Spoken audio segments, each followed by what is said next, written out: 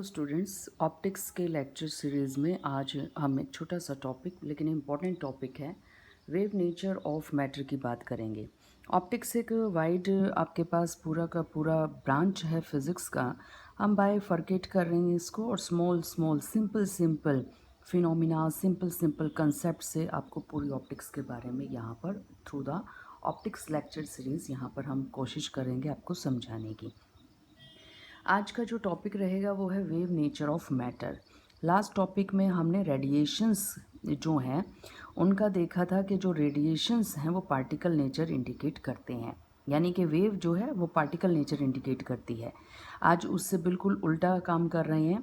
हम देख रहे हैं कि जो मैटर है यानी कि जो पार्टिकल है वो भी कैसा बिहेवियर दिखाता है, वेव का बिहेवियर या वेव नेचर को इंडिकेट करता है। ये जो कंसेप्ट है ये डी ब्रोगली ने हमें दिया था और 1929 में इसी बात के लिए उनको क्या मिल गया था, नोबेल प्राइज़ मिल गया था। तो according to de Broglie concept, जो आपके पास कोई भी मैटर है that behaves like a wave, वो वेव की तरह बिहेव कर सकता है। तो मान लीजिए कोई पार्टिकल है जिसका मास m है, जिसकी वेलोसिटी v आप जानते हैं, तो उसको हम पार्टिकल ना मान के उसको हम वेव मान सकते हैं। और उस वेव की जो वेवलेंथ होगी वो lambda is equal to H upon P से इंडिकेट करेंगे। पी वहाँ पर मोमेंटम है, that is mass into velocity. इसी को एक्सपेरिमेंटली जो है प्रूव किया गया था 1927 में डेविसन एंड जर्मर के थ्रू। ये एक्सपेरिमेंट जो है आपने +2 में पढ़ा भी था। वहाँ पर हमने एक निकल क्रिस्टल लिया था, क्योंकि निकल क्रिस्टल में जो पार्टिकल्स हैं निकल के वो आपके दूर दूर होते हैं, यानी कि उनके बीच में जो प्लेन सेपरेशन है वो लार्ज था, इस वजह से हमने निकल लिया था। और हमने क्या किया था, थर्मोनिक एमिशन के थ्रू, यानी कि किसी चीज़ को गर्म करने के बाद वहाँ से इलेक्ट्रॉन्स जनरेट किए जा रहे हैं और उन इलेक्ट्रॉन्स को क्या किया जा रहा है, एक पर्टिकुलर डायरेक्शन में मूव करवा के और निकल क्रिस्टल के ऊपर यहाँ पर डाला जा रहा है। निकल क्रिस्टल पे जब आपके electrons डलेंगे they get diffracted in different direction, और डिटेक्टर के थ्रू डिफरेंट एंगल्स पर कितने इलेक्ट्रॉन्स हमें मिले उनको हमने वहाँ पर एक ग्राफ से इंडिकेट भी किया था। और एक पर्टिकुलर वोल्टेज के ऊपर अप्रॉक्सीमेट 54 वोल्ट के ऊपर हमें एक हम्प भी मिला था, यानी कि वहाँ पर मैक्सिमम जो है इलेक्ट्रॉन्स जो हैं आपके क्या हो गए थे, कलेक्ट हो गए थे। तो डेविसन जर्मर का ये फेमस एक्सपेरिमेंट है जो इंडिकेट क्या कर रहा है, कॉन्क्लूज़न क्या है, कॉन्क्लूज़न ये है कि जो इलेक्ट्रॉन्स हैं जब निकल क्रिस्टल के ऊपर डाले जा रहे हैं दे show the behaviour that as we are just इंसिडेंटिंग the radiations not particles. तो जो इलेक्ट्रॉन्स पार्टिकल बिहेवियर रखते हैं वहाँ पर इस एक्सपेरिमेंट में हम शो कर रहे हैं इलेक्ट्रॉन्स जो है वो वेव बिहेवियर भी रखते हैं।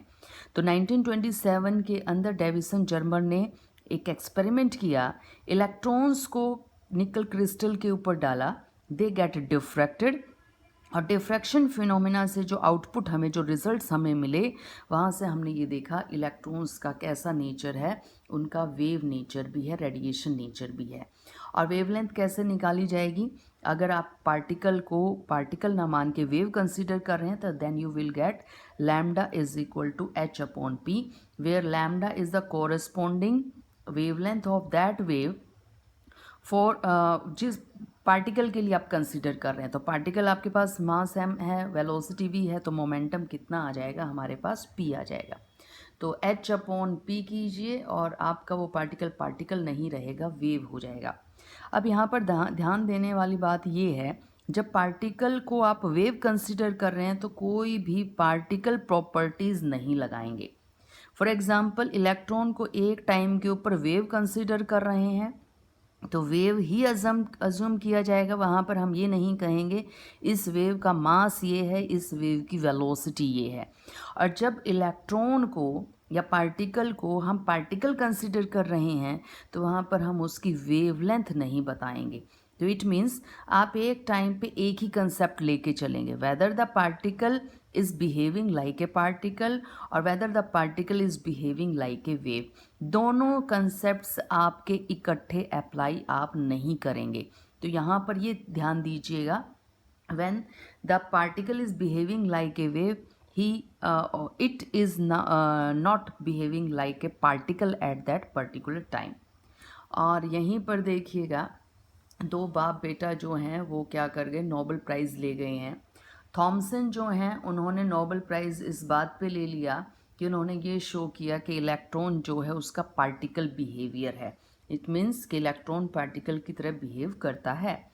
थॉमसन यानी कि सरनेम बेटे का भी वही रहेगा, तो उनका जो बेटा था उनको जो नोबेल प्राइज़ मिला वो इस बात के लिए मिला कि उन्होंने अब की बार इलेक्ट्रॉन को किससे इंडिकेट करवा दिया, वेव से।